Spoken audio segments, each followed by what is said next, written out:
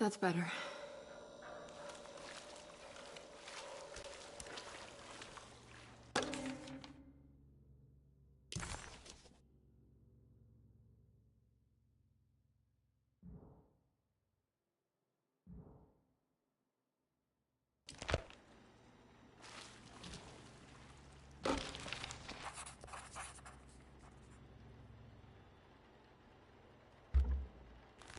Emily was back at Desetto, but sealed inside a part of the basement that was no longer in use.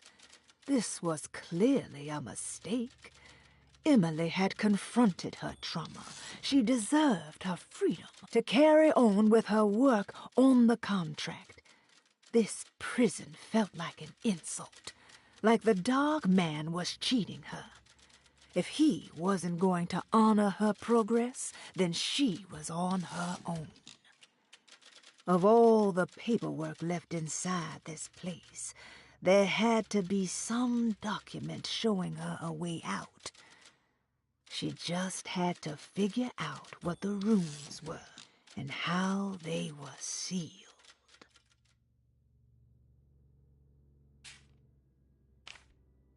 The empty room wasn't meant for patients, but many came and went anyway. Mr. Waits preferred to keep the door locked. He didn't consciously think so, but his primitive instincts wanted to keep visitors from entering in either direction.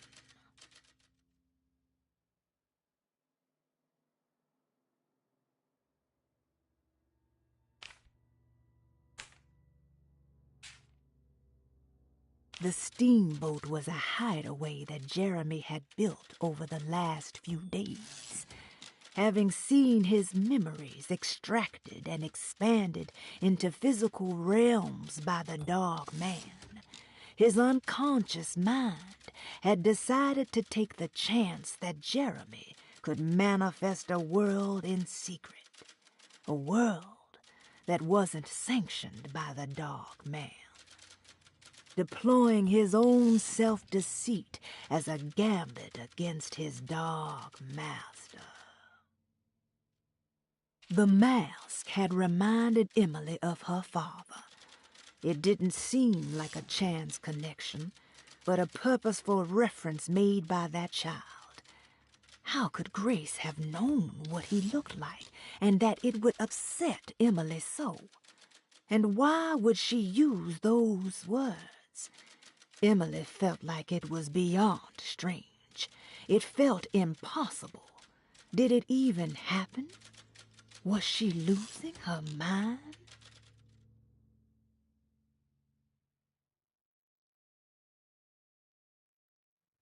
Emily felt lost as she entered the office of Dr. Gray, much like she had the last time she was here. She began to question what she was hoping to find. She was simply going on a hunch that Dr. Gray was somehow tied up in this contract with the dog man. Emily couldn't even begin to imagine what kind of evidence she would need, besides a clear confession, of course. But she doubted she would ever find something like that. She was grasping at straws. The steps on the contract were so confusing to her that she was just hoping to get some small indication on where to go next.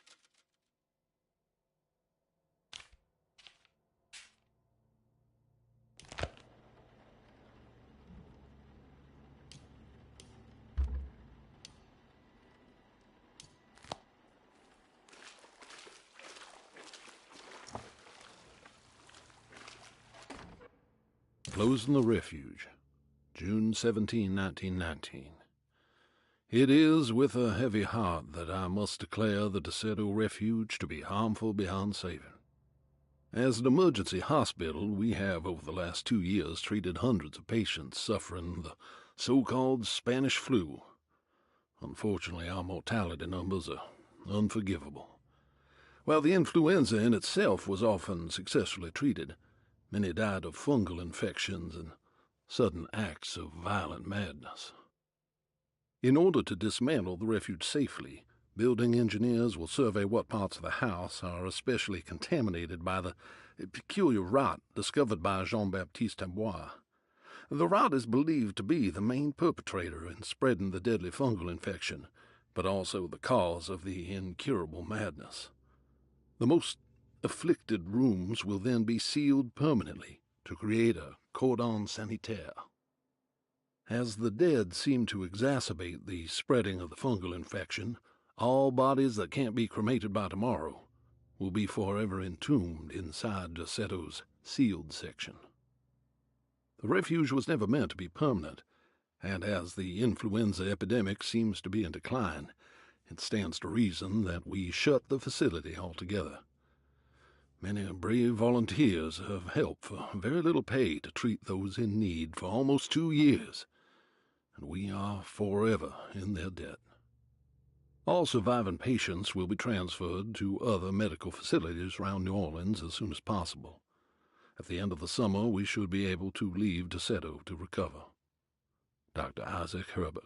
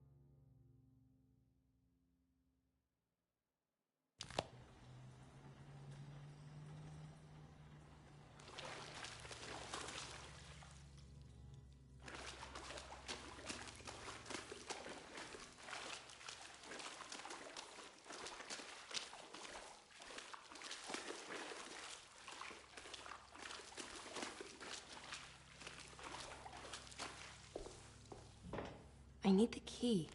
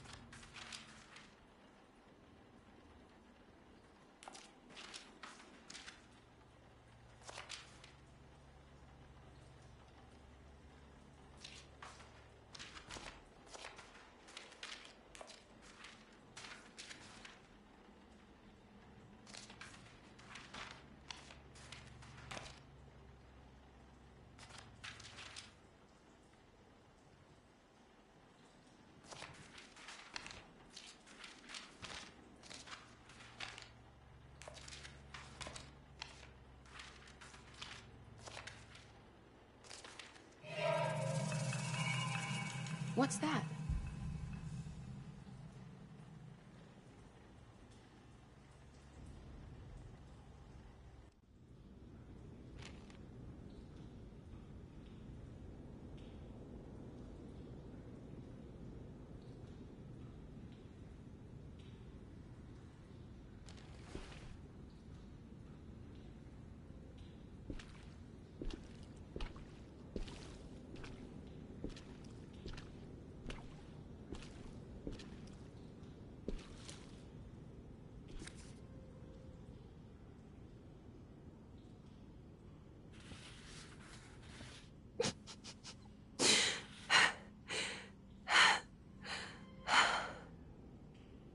$2.17.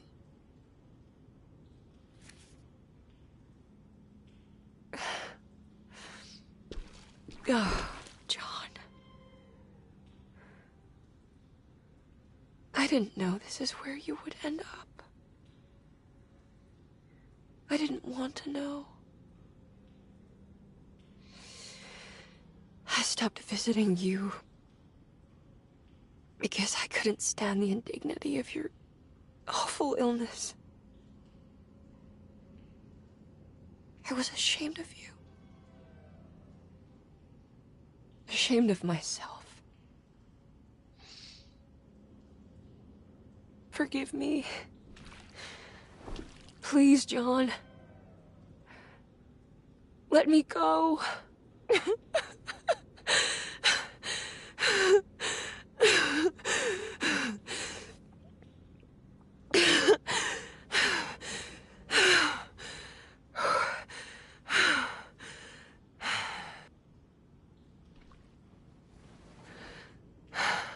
Are we done here? Is this what you wanted?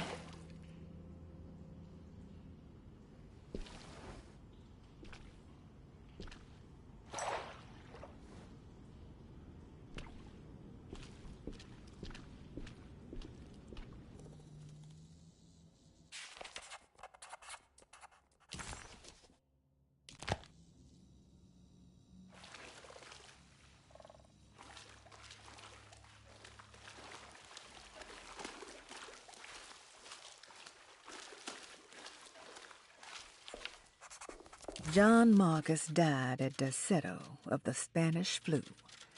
Emily stopped visiting him because she didn't want to see him waste away. She adopted a lie because it felt better. Emily hated the pathetic man that passed away in Deseto, but she was very proud of the man she made up. A man who died a martyr in the trenches of France. This must have been the true trauma that the dog man specified in the contract. But why was it Emily's and not Jeremy's?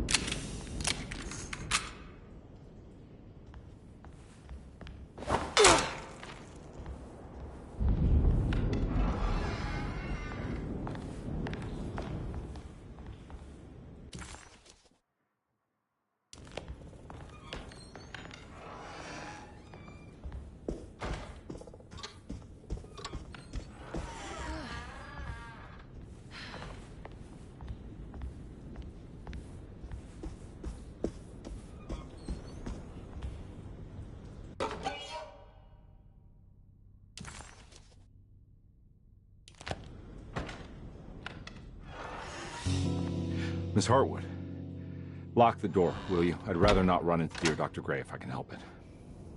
This feels strange. So very strange.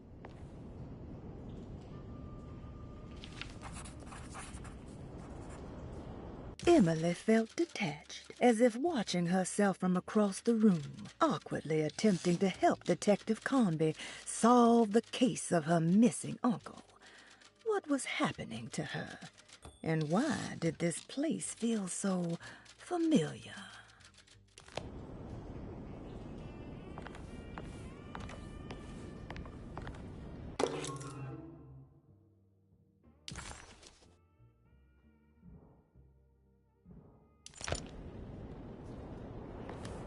There's a book missing.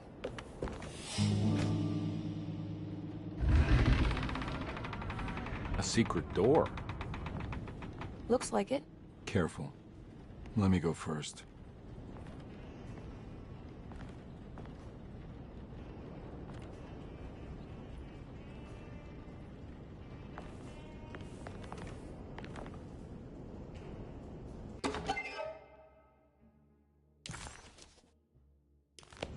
What's this?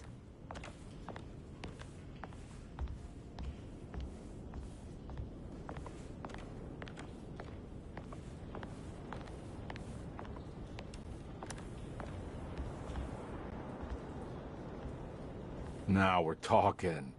Great job, Emily.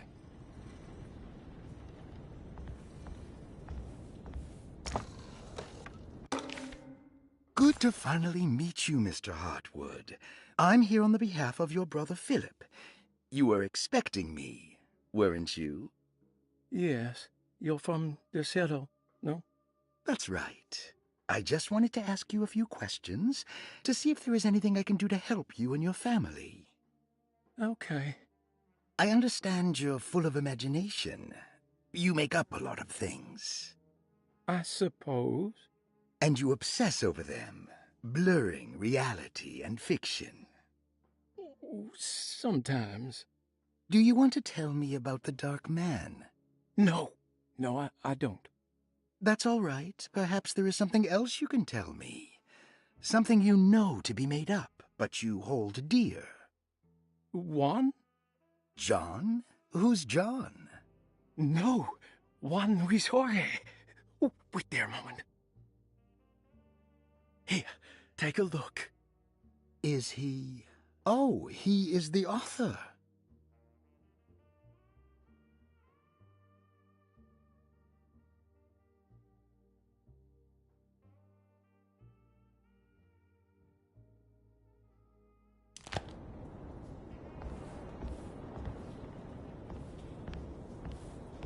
This has something to do with the numbers for the talisman. The Snake Dagger, a monograph by Yael Klein. In Ludwig Prin's book on pagan rituals called The Mystery of the Grave, as translated by Nicholas Vachy, there are several references to a sacrificial dagger called the Snake Dagger. It has long been thought of as a poor translation of the original text, that it would be more appropriate with worm dagger from the Latin vermis cultrum. This seems natural following the recent consensus that the original title of Prin's book, De Vermis Mysteris, should literally translate to the mystery of the worm. However, this would take away from Vachy's great effort at translating the underlying meaning of the words and revealing several cultural beliefs. While Prin certainly was using the term worm as a symbol or synecdoche for death and the dead, which is made clear by the contents of the book, in the case of the dagger, we shouldn't be too hasty to dismiss his translation. Reading through Vachy's correspondence with his patron, it appears that he had more than just the Latin text at his disposal.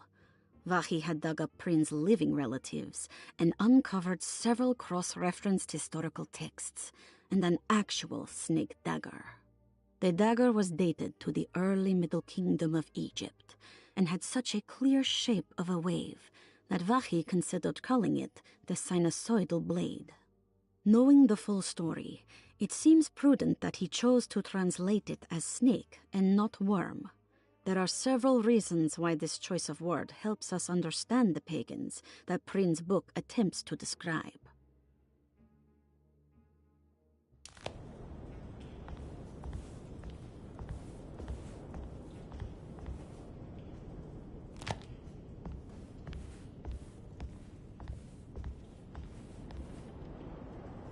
Found anything? Oh, Dr. Gray's in so deep, I knew it. He's as mad as his patients. I mean, look at this. She who can till the soil of this sick world and begin again, the black goat of the woods with 1,000 young.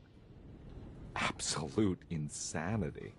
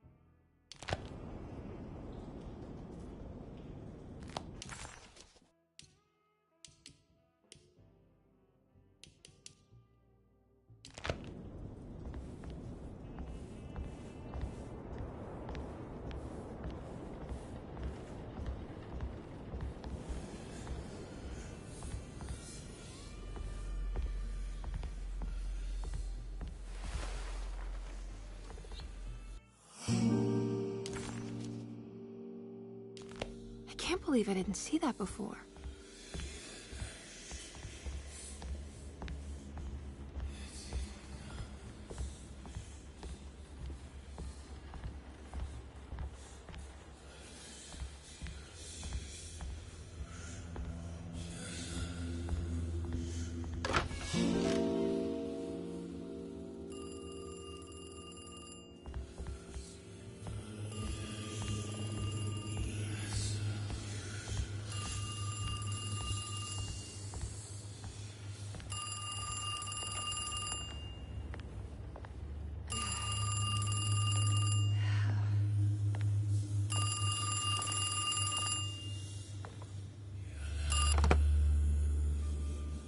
Hello?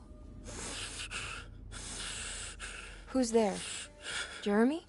Jeremy is with the Dark Man.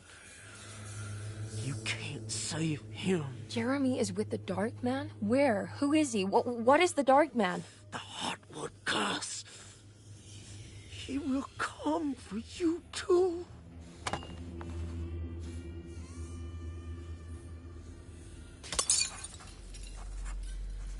The voice on the phone was somehow familiar, yet so strange. Who was that?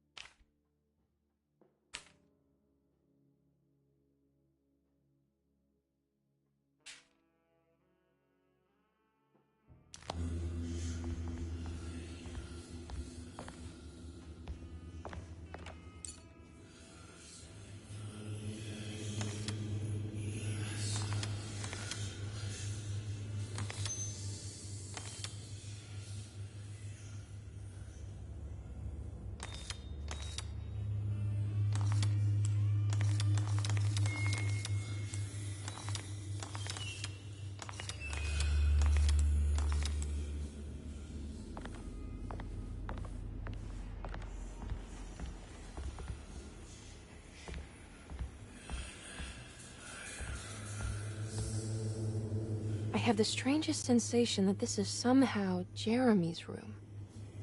What? No. This is Dr. Gray's private quarters.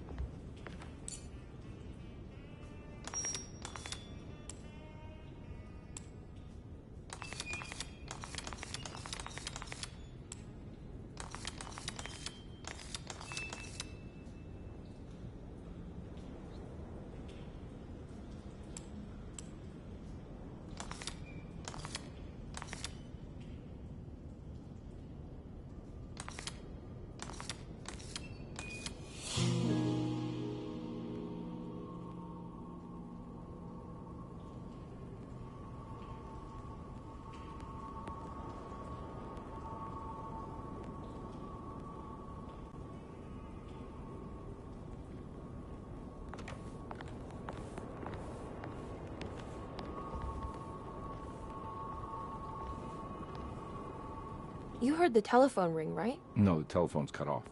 I tried calling the police earlier. Yeah, that's what I figured. None of Emily's experiences seemed to line up with reality anymore. Even when she accomplished something, it seemed absurd. Was this what it was like to be completely consumed by the Heartwood curse? Not mind-numbing terror, but a continuous state of confusion breaking you down.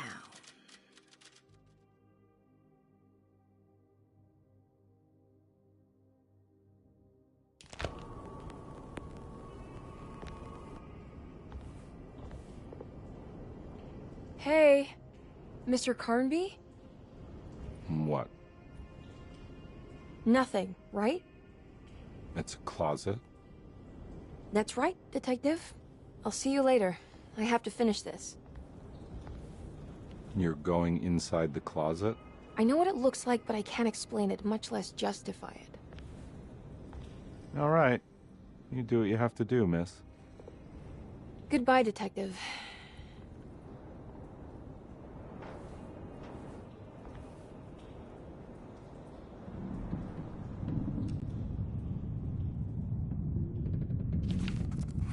The icy wastes before her felt profound and deeply wrong, like staring into a grisly wound revealing bone under the fleshy mounds of muscle, seeing layers of Jeremy that she would rather stay hidden.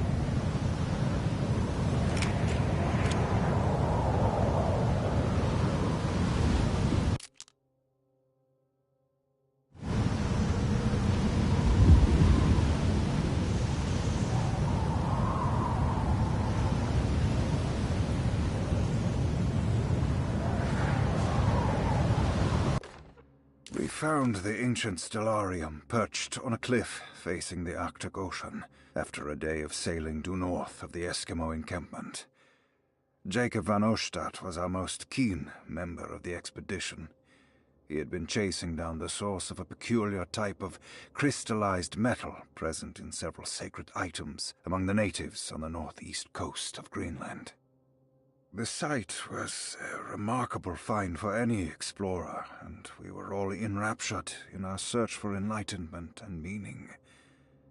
The surviving architecture seemed almost unearthly in origin and astonishingly sophisticated. The metal Jacob was searching for was abundant, almost ubiquitous. We were so taken by our find that we were surprised by the sun falling below the horizon. As we quickly picked up our gear, ready to head back to our camp, Jacob van Oostad declared that he wanted to stay. He was adamant. We begged him to reconsider. The night would be getting colder by the hour, and we feared for all our safety. Jacob refused, threatening us with violence if we wouldn't leave him alone. As the snowfall turned heavier, we left him there on his own. The next day the weather became worse, and we had to spend hours enforcing our shelter as our tents became increasingly useless. The group had written off Jacob, thinking he must be dead. I had an urge to make one final attempt to save him, so I headed out as darkness fell with a handful of flares and headed toward the coast and up the climb, towards the stellarium. That's when I saw him, transfixed by a burning sky, that celestial lantern. Jacob keeled over and let out a painful shriek that struck me with such fear and pity. He was crying in agony, for the cold weather had ravaged his flesh. I called out to him, and he turned to face me. His vacant stare held me in place like a needle through a butterfly, and he said, "You must leave now, Herr Stern. Go, and never come back." And so I left.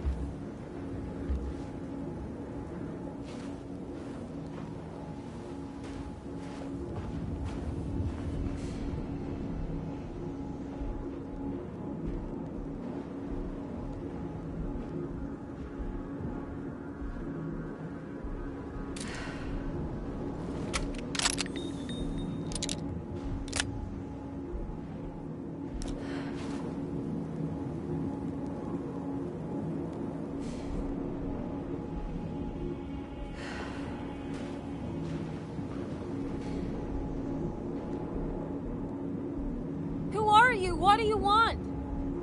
Emily, you should not have come. Yeah, hey, we can talk about this. It's too late for that. It's too late.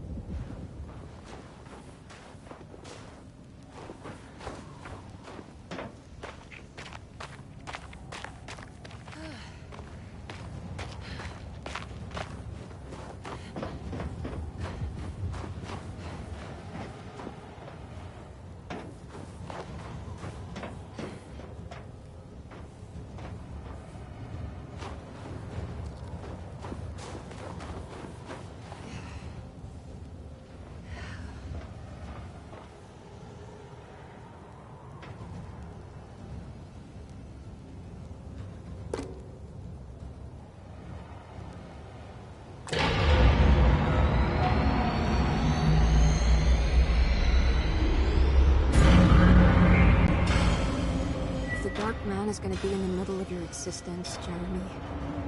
Then at least set everything in order.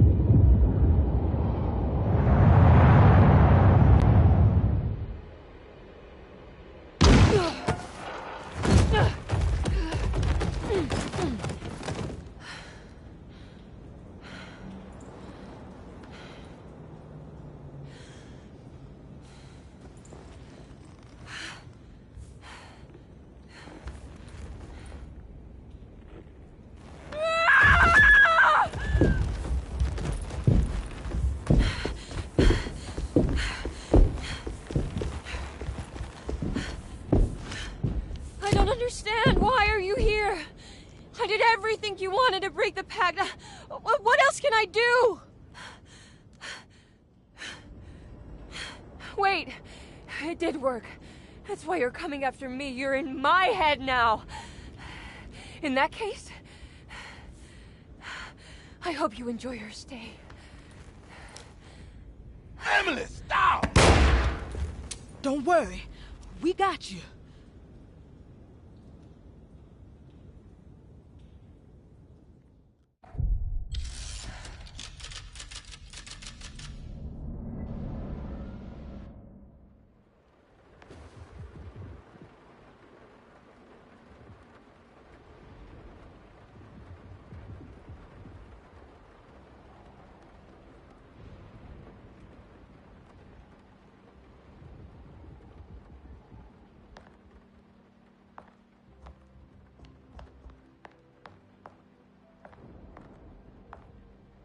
Are you alone?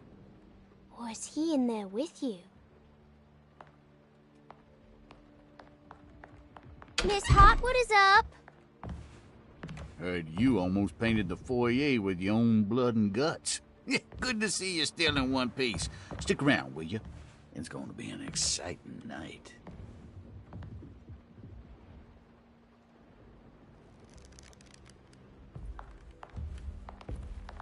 Good to see you made it, miss. And all that ruckus, Lotta gave you a healthy dose of that sleeping juice.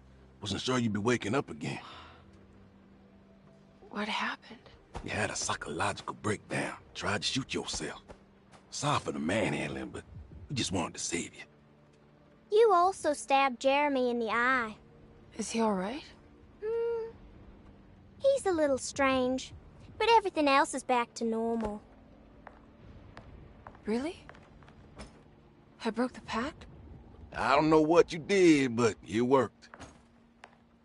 Let's see you standing up, miss.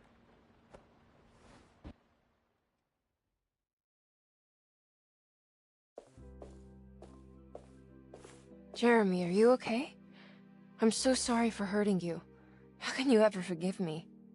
Emily, I missed you so. I do hope you'll stay with me for a while. Uncle, what's wrong? Is it anesthesia? He seems so meek. I wish that was the case. It turns out that you managed to lobotomize him. It's actually quite impressive, considering your technique. This is permanent? You sacrificed a piece of his mind to save the whole. It's a little like treating a bad knee by cutting off the leg. It's blunt, but it works. That's terrible. Perhaps. But at least he won't suffer anymore. Do you remember the Dark Man, Jeremy? Ah, yes. Where did he go? I hope he is doing all right. You see?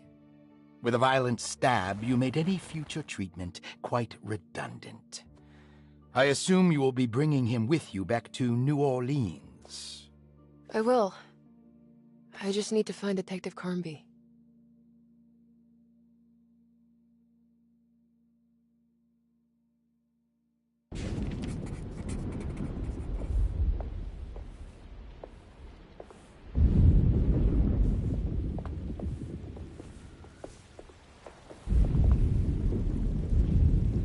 Good to see you're still with us, miss. Are you hungry? No, thank you. I'm still a bit woozy.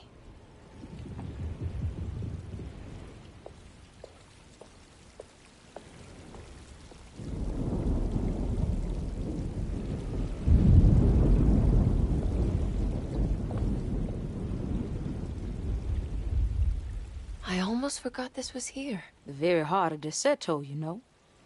Almost time to call on her.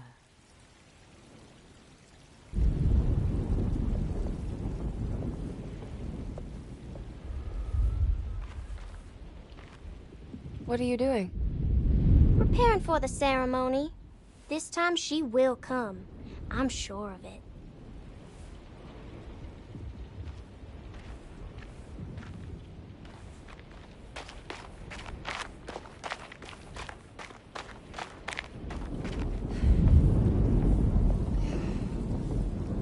you know what's about to happen here? Oh, just a little ceremony we do each year on the eve of St. John.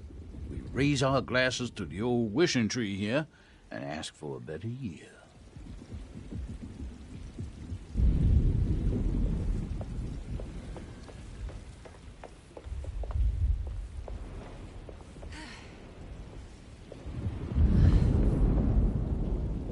Looks like a storm's coming.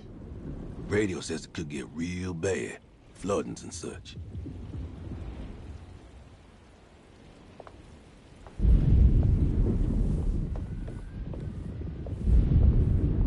Well done, Miss Hartwood. You officially made Derceto the dullest place in existence again. Oh, thank you. Happy to be of service.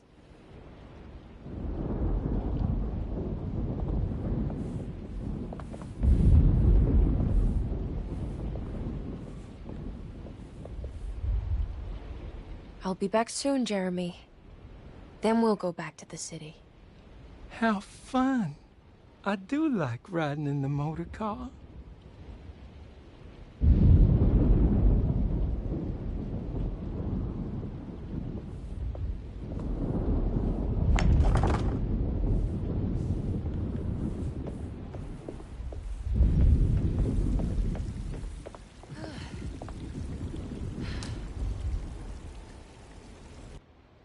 Everyone knows what to do? Y'all know the new words.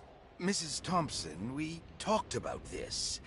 I'm not sure everyone is comfortable. Doctor, I insist. This is important. We've waited for so long, Doctor.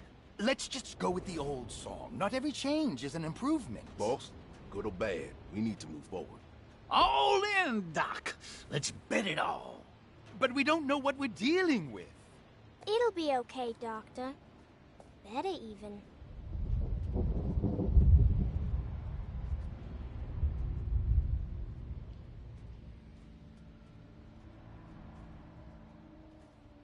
Oh, there are praises and abundance to the black goat of the woods. Hear us, mother. Take pity on us. Take pity on us.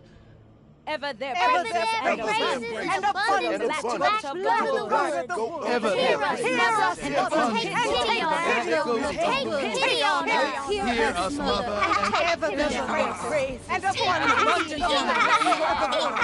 Hear us, mother, and take pity on us. Take pity on us. Accept our sacrifice and judge our word. Judge our word! What are you doing? This is madness! This here's what needs to happen, miss.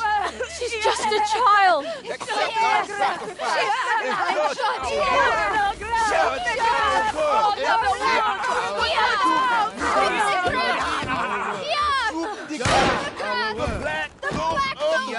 woods with 1,000 young! Edward! Get out, Emily! We're leaving! No! There has to be a sacrifice!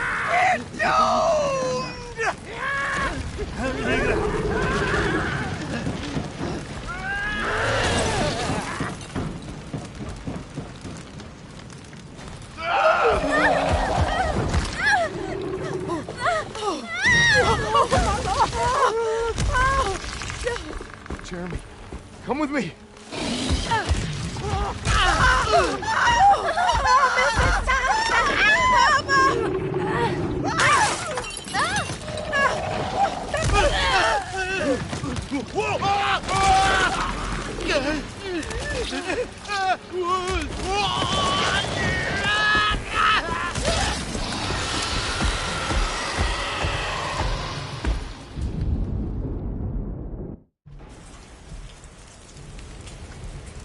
Emily Hartwood arrived only moments later.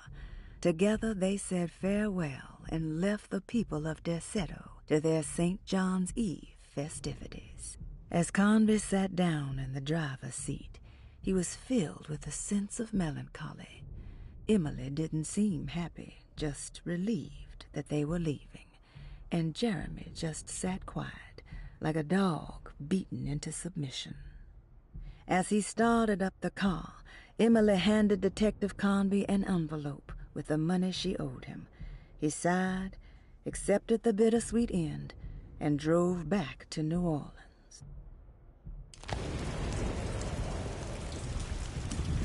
I have to stop that thing. It's gonna kill everything in its way.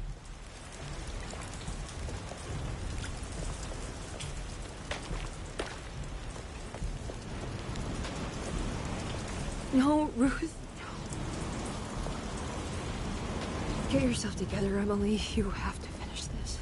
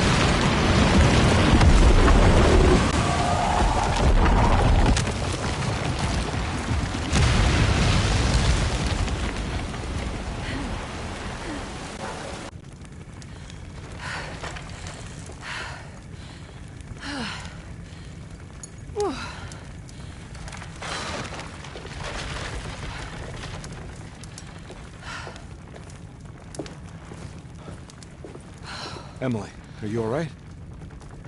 I don't understand anything that just happened. What was that? The whole gang was a cult dedicated to something called the Black Goat of the Woods. I've been trying to gather as much information as I could. It was only after you started talking about monsters that I thought maybe there was some truth to all the nonsense I was finding. Where's Jeremy? Uncle! Are you alright? Everything is out of order. This isn't the way the story goes. I shouldn't be alive. Don't say that. You made it out. Be happy. Okay?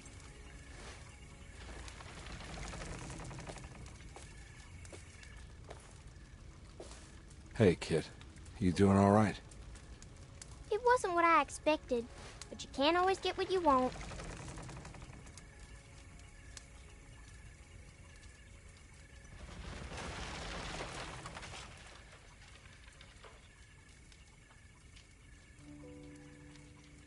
All right, you ready to head back to New Orleans? Come on, Jeremy. Let's go. Can I come? Don't leave her. You have to take her to Hell's Kitchen.